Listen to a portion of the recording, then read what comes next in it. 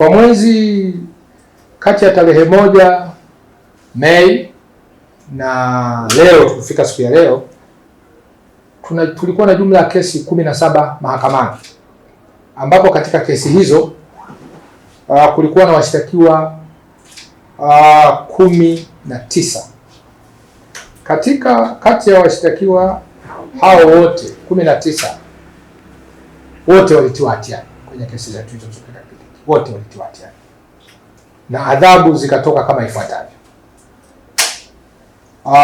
Kwenye makosa ya ubakaji tulikuwa na jumla ya kesi 7 ambazo zote wamefungwa miaka 30 jela, lakini tulikuwa na kesi nyingine ya kulawiti na nyingine ya kubaka ambayo ilifanywa na baba mzazi kwa mwanae, na yenyewe amefungwa miaka na yenyewe amefungwa mmoja, mzazi kwa mwanae amefungwa miaka 30 na ubakaji mwingine naye amefungwa miaka 30.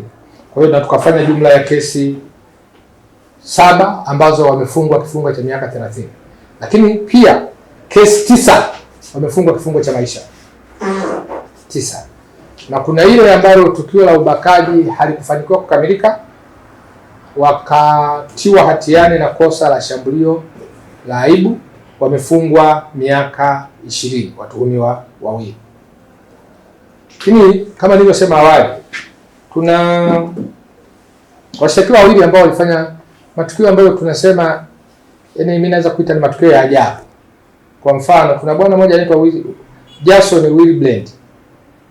Huyu alimbaka mwanae na ilikuwa kama party, yani alikuwa anaishi na mwanae baada ya kuachana na mwenza. Sasa yule mtoto akamfanya sehemu ya kama mke. Baadaye wananchi wa raia wema wakatupatia taarifa, ufuatiliaji ukafanyika, tukakamata na hatimaye kakatiwa hatiani na kufungwa miaka 30. Lakini pia tulikuwa na mwingine anaitwa Hizam Omari. Huyu yeye alibaka kichaa. Sasa kakutana na mtu mwenye tatizo ya afya ya akili kabisa, wale wanaokula kwenye makopo, kwenye majalala, akambaka. Hatimaye procedure zikafanyika, taratibu zote zikakamilika, akafikishwa mahakamani, tukathibitisha kesi bila kuacha mashaka yote, naye akafungwa. Hiyo unaweza kuona ni namna gani ambavyo tumedhamiria kupunguza uhalifu wa makosa haya, hasa kwa sababu yanagusa watoto wetu wadogo. Ni mbaya sana. Na bado katika hawa waliofungwa, kwenye ufuatiliaji wetu ilibaini kwamba baadhi ilikuwa ni imani za kishirikina. Kwa mfano, huyu aliyelala na mwenye changamoto ya afya ya akili, lakini pia na huyu ambaye alimfanya mabinti yake kuwa mke. Mwanzo aliaminishwa na waganga kwamba ukifanya hivi utapata fedha. Baadaye akatoka sasa kwenye imani kule alikofanya, akanogewa, yakawa kama sehemu ya maisha yake. Na kama yule mtoto asingeokolewa na wasamaria wema, huenda hali ingekuwa mbaya zaidi. Kwa hiyo kwa ujumla tunaendelea kupambana kuhakikisha kwamba haya yanashuka. Na niwaombe wana Kagera wote tuwe kitu kimoja. Mtoto wa mwenzako ni wa kwako pia. Lakini jana usiku wa kuamkia leo tuna mtoto mmoja amejinyonga. Ni mtoto wa shule ya msingi.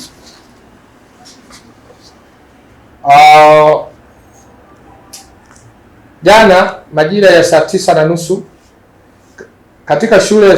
katika shule ya sekondari ya Bishop Kibira iliyopo kata ya Nyakato, tarafa ya Bugando, wilaya ya Bukoba, Giovanni Reverien Justinian, mwanafunzi wa kidato cha 3, alikutwa akiwa amefariki baada ya kujinyonga kwa kutumia shuka lake kwa kuifunga juu ya dari kwenye bweni alilokuwa akiishi. Awali mtoto huyu pamoja na wenzake walibaki shuleni kwa lengo la kutumia muda ule ili kuwafundisha wale ambao walikuwa wamepata matokeo yaliyoko chini ya wastani, kwa maana ya kuwablashi, ili shule basi wawe na siku kadhaa watakazo wapa vipindi vya nyongeza ili waweze kukeep up na wenzao ambao walipata matokeo ya juu. Sasa inavyoonekana huyu hakulifurahia hili. Kwa bahati mbaya yeye alipata wastani wa 30 kati ya 60 ambayo shule imeiweka. Kwa hiyo kiwango chake cha ufaulu kilikuwa cha chini. Kwa hiyo akawa miongoni mwa wale ambao walilazimika kubaki shuleni ili waweze kutumia muda huu kufidia yale ambayo wenzao waliyafanya wakati wakiwa wote kwenye vipindi. Kuna yale maeneo ambayo ilionekana wazi kwamba hawakuyamudu vizuri. Sasa inavyoonekana mtoto huyu hakulifurahia hilo, lakini kwa sababu hakuwa na namna ya kutoroka, kwa sababu ile shule pana ulinzi wa kutosha, alichokifanya siku ya Jumapili alichukua shuka, akatoboa ceiling board, akapanda juu ya dari. Alipofika juu ya dari akajifunga, akajining'iniza. Sasa taarifa zikatolewa za mtoto huyu kupotea. Jitihada za kumtafuta zikaendelea bila mafanikio, na hatimaye jana jioni ndio ikapatikana taarifa kwamba hapana, tunasikia harufu kwenye bweni, na hili lilitolewa na wanafunzi wenzake waliokuwa wamebaki pale shuleni. Harufu ile ikawafanya wanafunzi wawaambie walimu, walimu wakatujulisha kwenda kuangalia, kweli tukakuta inatoka juu ya paa, juu ya dari, na kumwangalia akawa tayari ameshaanza, mwili umeanza kuharibika. Bado nisisitize kwa watoto wetu na Wanakagera kwa ujumla, tuache kuchukua sheria mkononi, na pia kwa watoto wetu, kama kuna jambo limekukwaza, mshirikishe mwenzako, mshirikishe mwalimu, mshirikishe mzazi. Mwalimu na mzazi hao wote ni walezi wako.